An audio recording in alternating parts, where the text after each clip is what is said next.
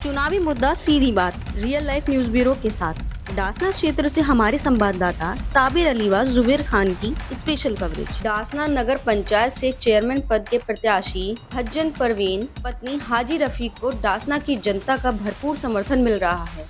पिछली बार के चेयरमैन पद के प्रत्याशी मुस्तकिम ने इस बार हाजी रफीक को अपना समर्थन दिया और कहा कि मेरा परिवार का आपस में मशवरा हुआ और यह निर्णय लिया गया कि हम सभी इस बार हाजी रफीक को समर्थन देंगे और उन्होंने कहा कि मेरे परिवार के लगभग 2000 वोट हैं जो सभी हाजी रफीक को दी जाएंगी। तो हमारे साथ बने रहिए और देखिए हमारे संवाददाता पलक मुजराल और दीपक कुमार की पूरी कवरेज। नमस्कार, मैं पलक मुजराल आप सभी का रियल लाइफ न्यूज ब्यूरो के खास प्रोग्राम चुनावी मुद्दे में आप सभी का स्वागत करती हूँ। और मैं दीपक कुमार साथ में। डासना की राजनीति के बहुत पुराने खिलाड़ी हाजी रफीक जी आज हमारे साथ हैं। करेंगे उनसे तमाम सवालात। सबसे पहले करेंगे उनका स्वागत। हाजी रफीक जी, बहुत बहुत स्वागत है आपका हमारे रियल लाइफ न्यूज ब्यूरो में। बहुत बहुत धन्यवाद जी सर, सबसे पहले तो मैं ये जानना चाहूंगी, चुनाव अब बस नजदीक ही है, बचे कुछ ही दिनों में आपकी क्या रणनीति बनी हुई है और कैसे इस बार वोटरों को लुभाएंगे ताकि वो आपको इस बार वोट दे। देखिए, हम जो जनता के असल मुद्दे हैं, जैसे हाउस टैक्स, पानी का टैक्स, हमारे यहाँ गंदे नाले बह रहे हैं और हमारी जो जनता की छोटी छोटी सुविधाएं हैं, हम उनको बिल्कुल सही तरीके से सही करेंगे और माफ़ करेंगे और जितने भी जनता के विकास के काम हैं वो पूर्ण करेंगे। हाजी जी, 6 महीने पहले मैं आपसे मिला था, बहुत सारी चीज़ें थी। क्या वो चीज़ें अभी भी रेगुलर चल रही है? जैसे स्वास्थ्य संबंधित सेवाएं आपने चला रखी थी, फ्री चल रही थी, क्या वो अभी भी चालू है? वो सुविधा हमारी लोगों ने शिकायत करके जो चुनाव लड़ रहे हैं उन्होंने सीएमओ से शिकायत करी और वो हमारी बंद है फिलहाल। अगर इंशाल्लाह हम जीते तो वो भरपूर ऐसे ही चलेंगे। क्या सुविधाएं थी वो एक बार तमाम हमारे दर्शकों को बताएं, अपने वोटर्स को बताएं, और कैसे अब आप उसको चलाएंगे दोबारा? ये सुविधाएं थी, फ्री दवा थी, हमारे बेटे डॉक्टर हैं, वो बैठ रहे थे, पब्लिक को फ्री सुविधा फ्री दवा दे रहे थे। वो फिलहाल बंद हैं, लोगों ने शिकायत की। अब हम उनको लाइसेंस लेकर और लोगों की पूरी भरपूर हर बीमारी की सुविधा फ्री कराएंगे। अच्छा, मैं ये जानना चाहती हूँ, आप इतने मंझले खिलाड़ी हैं, इतने सालों से राजनीति में सक्रिय है, तो जब पहली बार चुनाव हुआ और अब जो चुनाव हो रहे हैं, क्या बदलाव देखने को मिल रहे हैं? पहले जो चुनाव था वो मेरा पहला चुनाव था।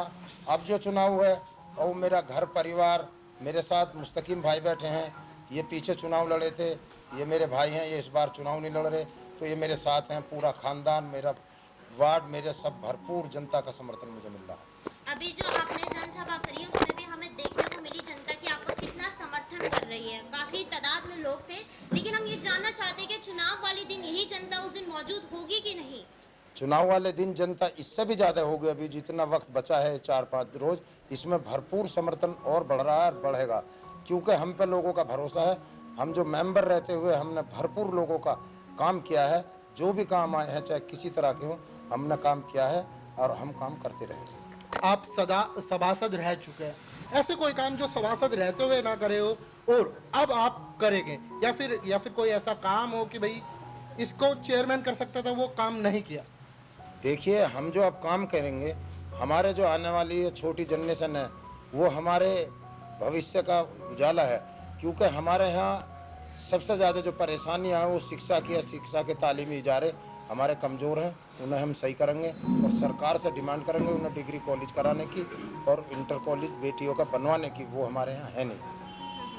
वही हम आपसे पूछने वाले थे कि यहाँ सिर्फ इंटर कॉलेज है, डिग्री कॉलेज अभी तक क्यों नहीं बन पाए? डिग्री कॉलेज इसलिए नहीं बन पाए, जो अब से पहले जिम्मेदार थे कस्बे के, वो उन्होंने चाहा नहीं, अच्छा, इसलिए वो नहीं बन पाए।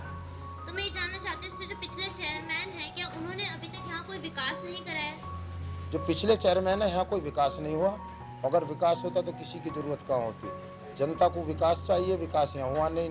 नाली सफाई खरंजे सब ऐसी पड़े हुए हैं, नाले ऐसी पड़े हुए हैं गंदे, और हमें जनता भरपूर समर्थन दे रही है। हम नाले गंदे और सब चीज़ सफाई कराएंगे और भरपूर विकास करेंगे। ऐसी कोई मुख्य समस्या जो आप चेयरमैन बनते ही सोल्व करेंगे?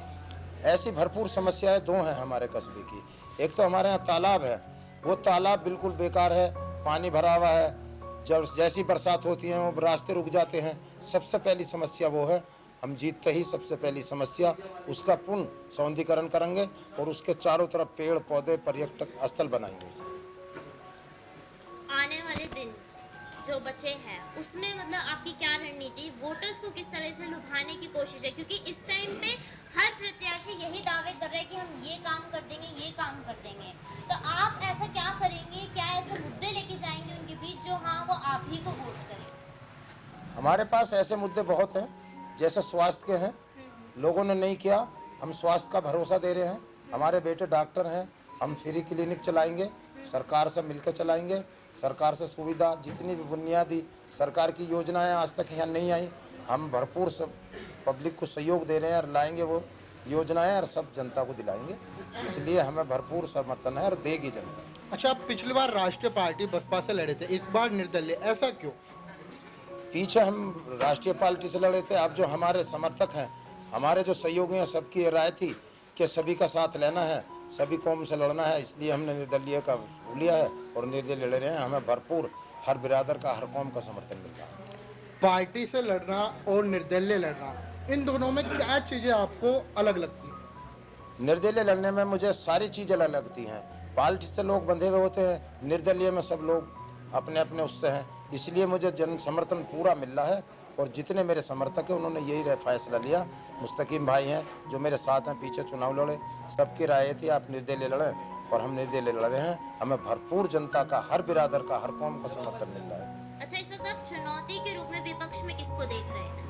हमारे सामने कोई चुनौती नहीं है, हमारा जन समर्थन पब्लिक से है। सीधा डायरेक्ट हम पब्लिक से चुनाव लड़ रहे हैं, मुद्दों पर लड़ रहे हैं। हम विकास करेंगे, विकास के वादे किए हैं और हमने पार्षद रहते हुए जनता का भरपूर समर्थन इसलिए मिल रहा, हमने काम किए हैं। इस बार जो चेयरमैन की सीट है वो महिला सीट और आपकी पत्नी हज्जन परवीन जी खड़ी हुई, तो उनके इस टाइम क्या विचारधारा बनी हुई है आने वाले टाइम को लेके? उनकी विचारधारा ये है, जितनी भी हमारी माँ बहनें महिला हैं उनको हम बुनियादी तौर पर जो सरकार की योजना है वो भरपूर योजनाओं का लाभ माता बहनों को देंगे। और युवाओं के लिए आपने यहाँ क्या रोजगार के लिए सोचा हुआ है? युवाओं के लिए रोजगार के लिए हमने ये सोचा है, हमारे यहाँ कई इंडस्ट्री हैं और वो हमारे बच्चों को रखा नहीं, उन्होंने आज तक किसी जिम्मेदार नहीं कहा। हमें उन पर भरोसा है और हमारे कहेंगे से हम रखेंगे और रोजगार देंगे। तो जनता से क्या आपकी अपील है आपको? जनता से मेरी ये अपील है कि आने वाली 11 तारीख को स्कूटर के निशान पर भरपूर समर्थन देकर हमें जिताएं और हम जनता के आभारी रहेंगे। और जहाँ भी जनता का खून गिरेगा, कोई पसीना गिरेगा, हम खून बहा देंगे। आपने मुस्तकीम भाई का जिक्र किया कि मुस्तकीम भाई आपको समर्थन कर रहे हैं। जी मुस्तकीम जी, बताएं। जी, आपने पिछली बार चुनाव लड़ा, इस बार आप हाजी रफीक जी को समर्थन दे रहे हैं। हाँ जी, मैंने हाजी रफीक को समर्थन दिया। मेरे परिवार की मीटिंग हुई थी जी, मेरा परिवार जो है 2000 वोट है मेरे परिवार की। और जब मीटिंग हुई तो ये फैसला हुआ, परिवार ने ये कहा कि अब तो तुम हाजी रफीक को इलेक्शन लड़ा दो, और मैंने हाजी रफीक को समर्थन दे दिया अपने परिवार के कहीं से। पूरा परिवार हमारे साथ है, हाजी रफीक के साथ है। अच्छा, मैं ये जानना चाहती हूँ, हमें सुनने में आ रहा है पिछले 30 साल से यही कहा जा रहा है कि यहाँ डासना में कोई विकास नहीं हुआ, कोई विकास नहीं, जनता हर बार गलत चेयरमैन चूज कर लेती है। ऐसा क्यों हो रहा है? इतनी बार 30 साल बहुत साल होते हैं, ऐसा क्यों? जनता क्या बहक जाती है, क्या हो जाता है हर साल ऐसा? असल में जनता से झूठे वादे लोग कर देते हैं, जनता गुमराह हो जाती है। इस बार जनता जागरूक है और झूठे वादों पर आप विश्वास नहीं करेगी, विश्वास उन पर करेगी जो कसौटी पर खरे उतरते हैं, जिन्होंने विकास किया है, विकास करेंगे। तो ये थे हमारे साथ हाजी रफीक जी, जिन्होंने बताया कि यदि इस बार वो चुनाव जीत जाते हैं, चेयरमैन बन जाते हैं, तो जो बाकी प्रत्याशी हर साल झूठे वादे करते थे वो नहीं होंगे, वाकई काम होगा, विकास होगा। बस आपको वोट देना है 11 तारीख को। तो आप क्या करते हैं ये तो आप पे निर्भर है, और आने वाले चुनाव में क्या होता है ये भी देखने के लिए देखते रहिए रियल लाइफ न्यूज़ ब्यूरो। धन्यवाद।